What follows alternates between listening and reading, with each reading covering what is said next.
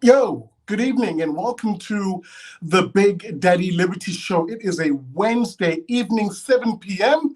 You know what it means. It means your favorite fat boy is back on your TV screens. Molo Sanbonani, hello, how's it going? And shalom.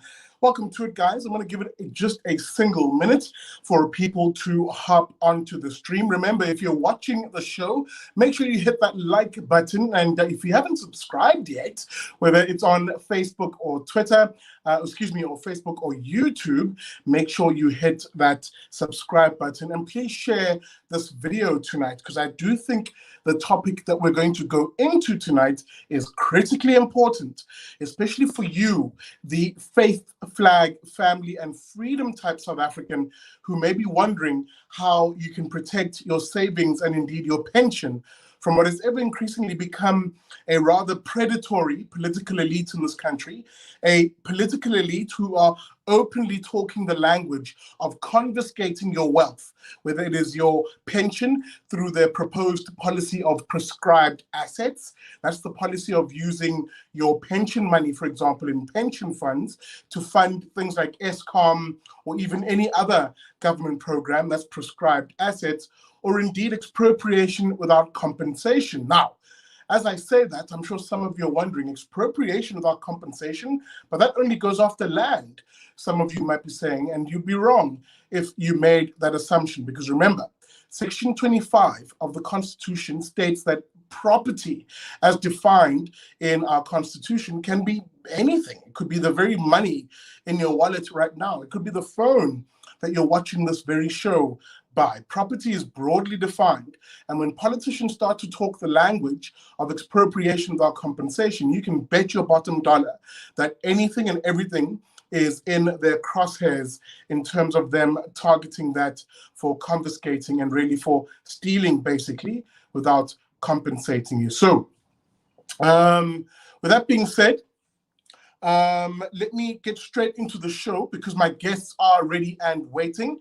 I can see the comment section are pretty lively as is. Guys, send your questions in. Maybe you're someone who's been wondering, what is cryptocurrency? How can that benefit me, the ordinary faith, flag, family, and freedom type South African, a saver perhaps? How can it benefit you? If you're wondering why are we talking about decentralized finance, maybe you didn't even know that it was centralized. Maybe you're a firm believer in the rand, as much as that has lost its value at the moment. So I've got two very interesting chaps who are going to be my guests tonight. I'm talking, of course, about, as I introduce them on my software, beginning, of course, with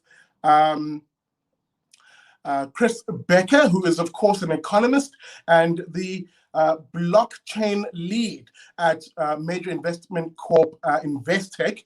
Chris, good evening and welcome to you. Good evening, Sichle. Good to be here. Thank you, my brother, and welcome to you as I also establish on to the line. There we go. As I establish, of course, Schalk Dormehl. Schalk Dormehl, of course, is to be blunt with you, a guru when it comes to these issues, and someone who I definitely, for quite a long time now, have been talking to on issues of crypto and the like. Schalk Dormehl, investor and crypto entrepreneur. Schalk, I'll let you sort of mention the little firm that you've now founded that does this work. Just remind us, Schalk. Yeah, well, currently I'm on a project called the Foundry DAO. You can find that at foundrydao.com. And yeah, we're working on, at the moment, on a free speech platform that allows you to never be deplatformed.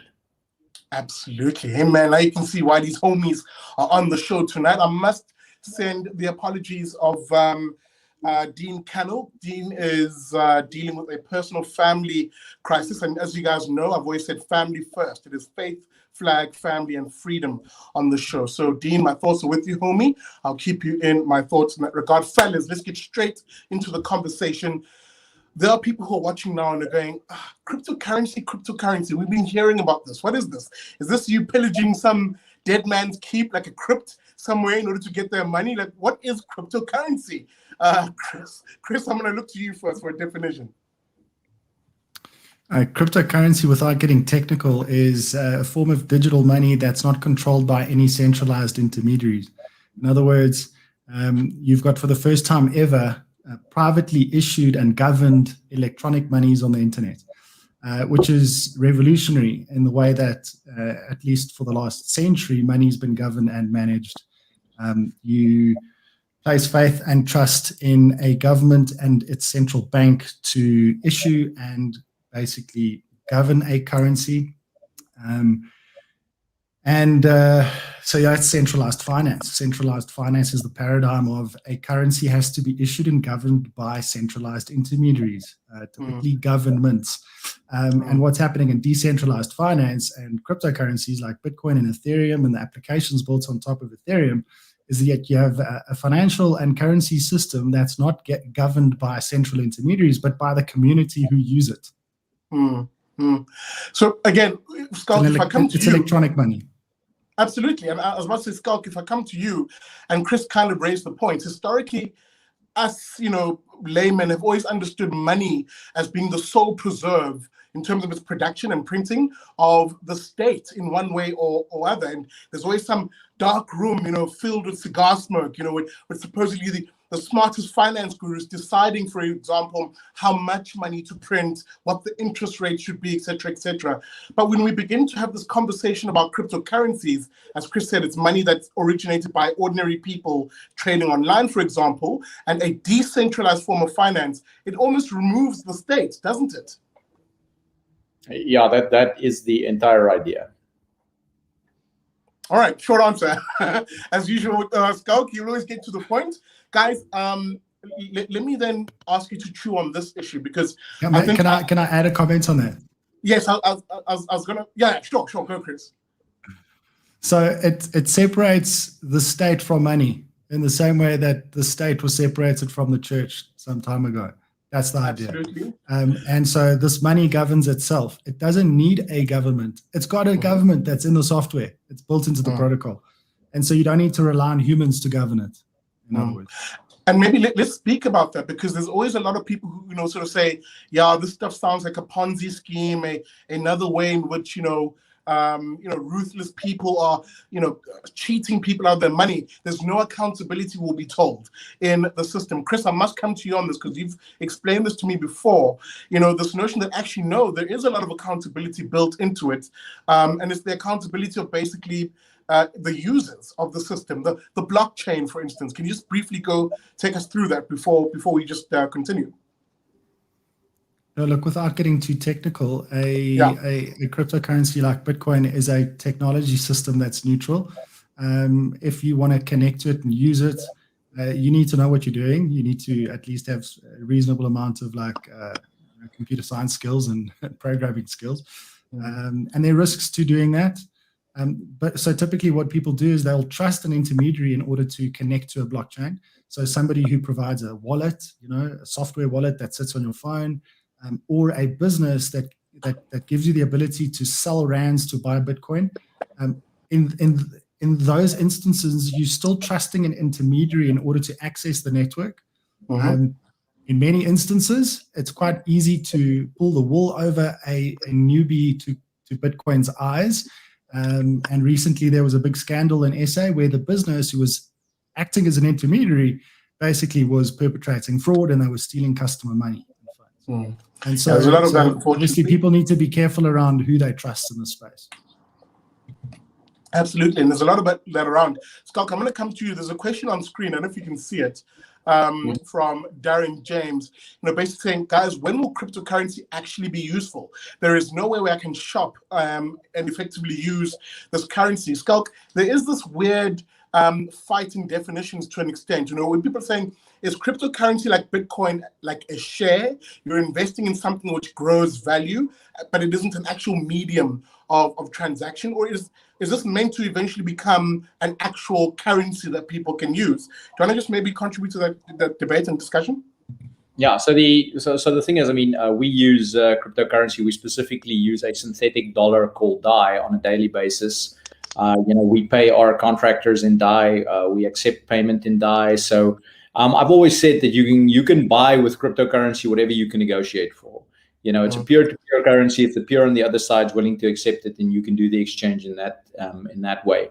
In terms of its usefulness in other ways, the thing is, I mean, you can use it as a form of self-defense. I mean, there is a very, very strict release schedule for Bitcoin, and you can leverage the fact that lots of people know about that, and lots of other people use it as a form of defense to actually defend yourself against the government printing a lot of money.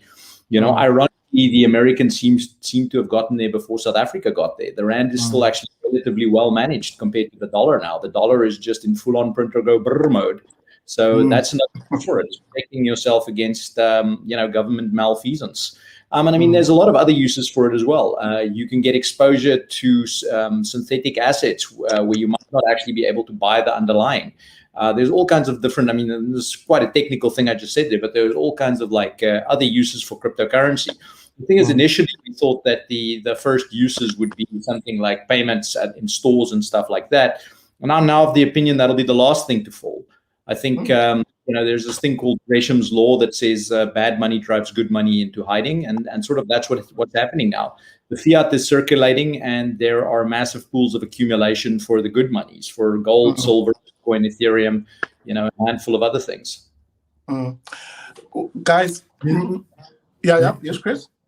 As a currency, Bitcoin and Ether are very widely used in their own economies. You can think of the Ethereum ecosystem of participants and miners who are providing services to that economy only accept payments in Ether. It is the medium of exchange for that economy, and it's growing fast. So is Bitcoin. Bitcoin's the only currency and medium of exchange and unit of account for the Bitcoin economy. It's being used there as currency. But like, you need to think in terms of the concept of something's not useful as currency, as a medium of exchange, something which is the most marketable economic good. That's what a currency is. So everybody will accept something in trade. If only less than 1% of the world's population are using Bitcoin, let's say, it's not going to be a good currency. It's going to be used for other, its design is going to be leveraged to other benefits. And that's what Schalk's talking to now. It's a really good store of value asset. And that's what people are coming around to. But as more people see the value in using it as a store of value, in time, when you've got 5, 6, 7 billion people owning Bitcoin, it becomes a very widely used asset, becomes a currency. Absolutely. So let's actually go into that. And before I do, guys, welcome to it. If you're just joining us, I'm in conversation with Chris Becker, who is, of course, the blockchain lead and economist at Investec. And, of course, I'm joined by Schalk, who is an investor and a crypto entrepreneur. Guys, welcome to the show. Guys, there's someone now listening to this conversation, and saying, well, all right, fellas, I somewhat get it. I'm a newbie to this. I'm an ordinary South African. I've got a few savings behind me, or a pension, for example, fund. And I'm a little concerned when I'm hearing politicians talk that language of looking to confiscate my wealth in whatever form or shape, pension, savings, whatever, through various policy proposals, which are invariably on the left, sadly, in this country. What do we say to that person? You talk about a store of value. Can someone take some of their money that they usually put away into savings and maybe buy some, crypto currency on the side as a way of preserving some of their wealth and income? Let me throw it to you, Schalk. Okay, well, I'm going to give your viewers a nuanced answer. The thing is essentially, like, over time, absolutely. Like, if you do a thing called dollar cost averaging, where whenever you have some savings, you essentially buy a little bit of valuable cryptocurrency. If you start small, start simple, start with Bitcoin and Ethereum, and then sort of like branch out into other things. If you dollar cost average it over time, absolutely. If, however, in a mania, and we're sort of like in the mid phase of one at the moment, you take all your savings and you chuck it in, you've got to understand that there are people who are in at a level 100-fold lower than you. And if they choose to take profit, it'll take 100 people like you with their life savings, to cash one of those guys out, right? So there is some nuance to that thing, but over time, yes, you can definitely protect your wealth against, government seizures, and printing. Because essentially, the nice thing about cryptocurrency is if you control your own keys, if you run your own wallets, which is actually very, very simple, you don't trust the exchanges and so forth, there is no way that unless somebody gets to those keys that they can get to your funds. Well, on that particular point, Chris, I must come to you, and there's a question to that effect, essentially. Ms. Took Taylor saying, I've read somewhere on the internet that if currencies collapse, Bitcoin and other cryptocurrencies would go down with it. Is this really true? Chris, is this really just another fad, and actually the tax man or even the state can really access this money or collapse it? No, look, so there's different types of collapse scenarios. So you can get a deflationary collapse of the banking system, which is similar to what happened in 2007 and 8. What happens in that scenario is most things go down in price. That can happen to Bitcoin. Bitcoin can go down in price for sure. But I actually think it's a more stable system in that scenario. It's a better asset to be in because there's no counterparty risk to holding a Bitcoin. What that means is when you deposit money at a bank, so Lehman Brothers, let's say in America, 2006-7, Lehman Brothers fails, or African bank domestically fails, and you've deposited money with them, your money can disappear. The same thing doesn't really happen with Bitcoin, so it's different in that sense. Another type of collapse is a hyperinflationary collapse, where currencies lose value very rapidly and people look for alternatives. That's the Zimbabwe scenario. The Venezuela scenario. There, Bitcoin, I think, is also very well placed to act as an alternative in that instance. So I think there to as a sort of managing tail risks from that perspective, I think it's actually a really good asset to have. All right, sorry, I'm just laughing at some of the comments that are coming through here, but don't worry, there are more serious ones. Wolverine. All right, guys, let me perhaps pivot on this one because it's actually quite a serious topic. Schalk, you bring in, Chris, you bring in the issue of the collapse, for example, of an economy and what that can do to someone who has been a saver, the responsible individual. Zimbabwe is a good example. Venezuela is a good example. Venezuela in particular is an example I want to latch onto because when there was that collapse, we saw a lot of people gravitate and move towards putting as much as they could of what little value they had left into cryptocurrencies in order to help their money effectively escape the country. Now, let me preface this question. I'm not saying to anybody who's watching that this is a way in which you can illegally shift funds or whatever the case may be. This is not. None of this is advice to you. This is just a conversation around what has been and what we've seen in the world of cryptocurrency and the like. That was a very I butchered that a little bit, but I'll let you guys clean that up for me. But we've seen people who, for instance, were trying to get as much out of a collapsed economy like that using cryptocurrencies. Is this something which we might see in future? I'm going to throw it to you, Schalk. I will come back to you, Chris. Is this something that we might see in future? We are going to see absolute bloody chaos. We are going to see freaking end of days level insanity in financial markets. The Americans are now full on at the level where they're printing money and giving it to you personally.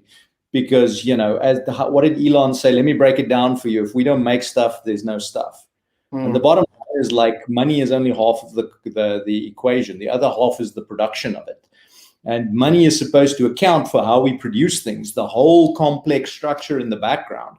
So now what we do is we mess all those signals up. Humanity has a sort of a hive intelligence, which it forms through prices. And we are going to distort all of those prices. It's going to be insane. It's even going to be insane, in my opinion, within cryptocurrency, because as we see this enormous just flight for safety, we're going to see an enormous amount of people, and not just in Venezuela. I think actually the Venezuelans will come out smiling. They'll have large reserves of cryptocurrency as the shit hits the fan, and excuse my French, on the rest with the rest of the world. So no, absolutely. I'm just personally quite surprised that the Americans got there first. Chris, I must come to you. There's been a few questions here about Dogecoin or Dogecoin. That's clearly something that sort of, again, this conversation comes from what has been in the news cycle on social media and traditional news. Lots of talk about various coins and this and that. Guys, what's going on here? A guy from America says, tell me a bit more about this Dogecoin thing. Is this a fad, guys, or is this real stuff here? What's going on here? Hey, I think Dogecoin, people were asking about it. I think Schalk can give a better sort of opinion on it. I don't pay too much attention to it, but it's a meme currency. It's based off of a meme. It was a clone of Bitcoin, and they slapped a dog on it and called it Dogecoin. And there's a community of people who love it. They like to have fun, and they're using it. But it's important to take note because we're going to have a financial system, I think, in the future, probably decades out from now, but where you're going to have financial ecosystems that are different in the same sense that Twitter is a different way of communicating to Facebook, is a different way of communicating on YouTube, is a different way of communicating on Instagram. And we're going to see similar types of ecosystems and social contracts being established around currencies and how value is traded and what people's belief systems are. And so it's very interesting from that perspective around what's going on there. But Dogecoin to me really is just a fun meme currency. And people should not be piling their life savings into it because Elon is tweeting about it. Yeah. Maybe before I come to Ulo,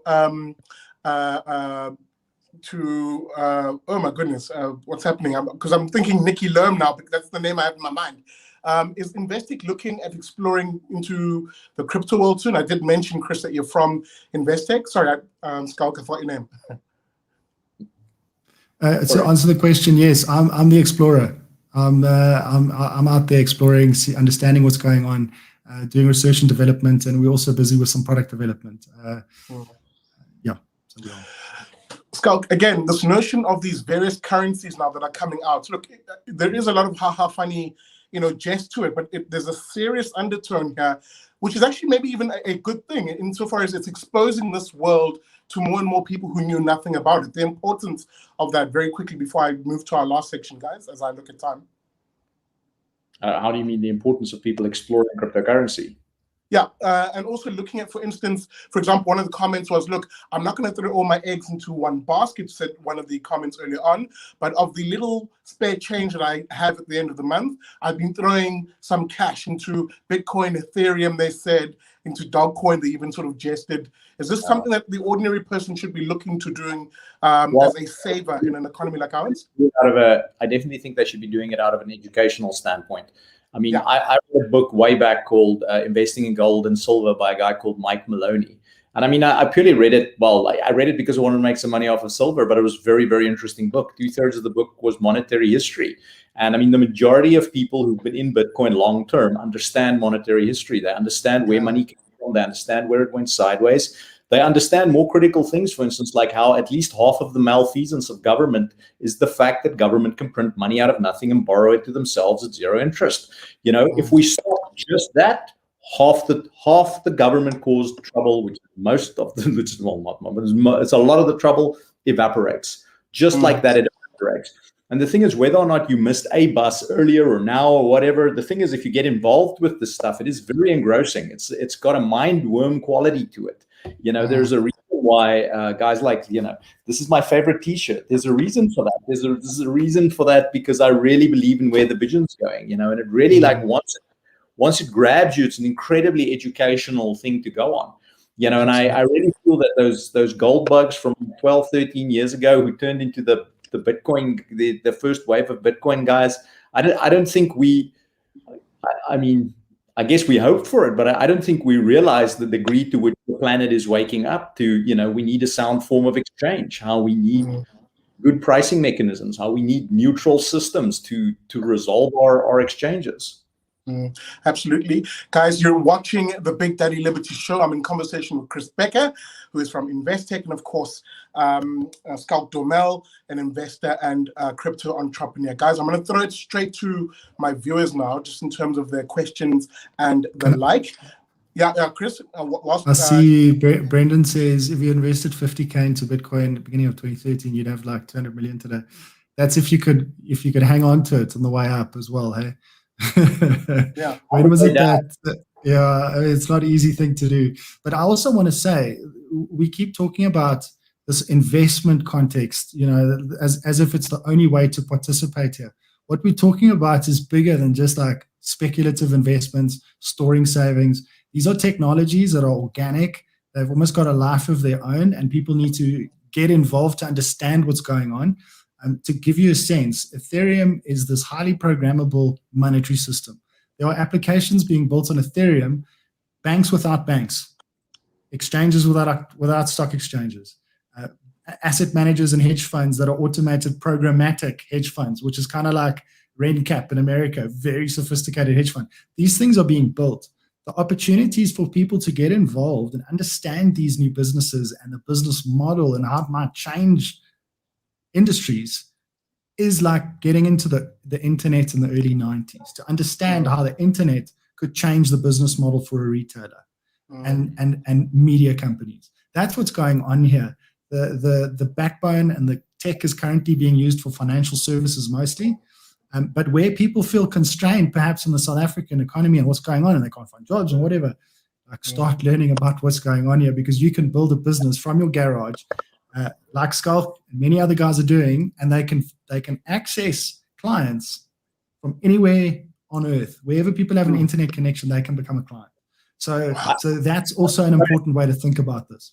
I've got to give a quick shout out to our fellow Cape Townian, Entreprenuer. Entreprenuer was last year in February, a year ago. He started a business. Literally, he was just moving money around from different protocols on Ethereum to get the maximum yield. And then he thought, well, I can program, I'm going to automate this. So he automated it and he said, okay, well, I can make this more efficient by allowing other people to do this. So other people joined. Then essentially, I think it was in June, correct me if I'm wrong, Chris, he decided, well, he's a little tired of running the thing himself. He's going to give away ownership and management of this to the people who use it. And so he issued a token and he gave it to them. He had a perfectly fair distribution. I think on the first day, the thing was worth $165 million. And within a month, it was worth in excess of $1 billion. It's now a several billion dollar, $7 billion enterprise, this thing called finance. And our friend Andre, basically, he now holds, to my knowledge, 2 records. The record for the highest valued one-man enterprise, because it's just him for the majority of that first part in history, and the world's fastest unicorn. This is one guy sitting in the lockdown, who understands how this stuff works and built on top of it. And he doesn't live in a first world country, So yeah, I mean, the opportunities are absolutely beyond Wild West gold rush. It's way beyond that. Such a great equalizer and neutral technology that people from SA, Andre is building on the same technology stack as someone sitting in New York is building. They have access to exactly the same applications and services. Just like we Guys, on the internet. Absolutely. I have only 2 minutes left. But there is a question now from Harry Leroux. Being an explorer at Investec, which information platforms are the best to get the most current and relevant information on this? That's to you, Chris. It's difficult. It depends what kind of information you're looking for. Right now, I'm mostly into decentralized finance. And so my news feeds are set up to get flow on that. I find Twitter extremely useful for that because you can get direct access to some of the best thinkers in the space. So really, it depends on what you're looking for. But there's obviously a lot of different setups that'll work for different people depending on what they're looking for. Yeah, I would say basically join Twitter, get everyone on crypto Twitter. I mean, follow me, follow Chris, and basically start following everyone we follow and unfollow anyone who ever says anything political, even if you agree with the guy. And if you have that, all Twitter suddenly turns from absolute poison into something that has made me a fair amount of money. And as Schalk, people might not get kicked off for talking about Bitcoin because Jack Dorsey loves it, eh? Oh, there you go. Fellas, I must say thank you. I think we may have lost Schalk. Oh, there he is. Fellas, maybe the final word from both of you. Schalk, your final thoughts, and also how can people get in touch with you, whether on your social media or via your business? Well, the simplest is just, you're welcome to find me on Twitter and just send me a DM. I do check the unfollowed DMs every now and then. That's hands down the simplest way to make contact with me. I'd basically say that for all your listeners, I'd say you have about maybe a 1.5-2 year period now to really prepare for really crazy times. I think insane opportunities as well. That's what I'd say basically. I'd say educate yourself and go find out what's going on. It's very interesting. Absolutely. Chris, how do we find you on your socials? And if there's anybody who's interested in just in the business side of things, how do they get in touch with you? Look, I think on the business side of things, LinkedIn's a good place. I don't post too much content there. Most of my sort of interesting ideas will go onto Twitter. I'm there at Chris L. Becker. Basically, people can find me. Also send me DMs. I'm always keen to chat. Well, there you go. Fellas, thank you very much for your time. Guys, remember, this was just going to be a conversation that whets the appetite. I am going to have these fellas and even more on the more longer format show, that's Liberty and Friends, on a Sunday at 8 p.m. in the near future. Fellas, thank you so much for your time and have a good evening. Thank you very much. Thanks, guys. And with that being said, thank you, dear viewer, for watching what has been another episode of the Big Daddy Liberty Show. I don't know, were you interested? Was this one which piqued your interest? Maybe it gave you some ideas around how you can start to preserve your savings, whether it be just in a savings account that you currently have, or even your pension or retirement annuity, as these politicians begin to talk the language of coming after your savings. Crypto and this growing world of a decentralized finance is offering a way in which you can bypass and protect your wealth and your savings from the greedy hands of the political elite. Let me know what you thought about this episode. Please drop me a comment whether you're watching on Facebook or on YouTube. Remember, you can always like and please share the show. It does a world of wonder in terms of getting this message out. Thank you so much for watching, guys. If you want to support the show, all of that information is on the descriptor. I promise I'll buy some crypto currencies with some of that money, if not put a lot of it back into the show. Thanks for watching, guys. And remember, as crypto helps you do, never trust a commie.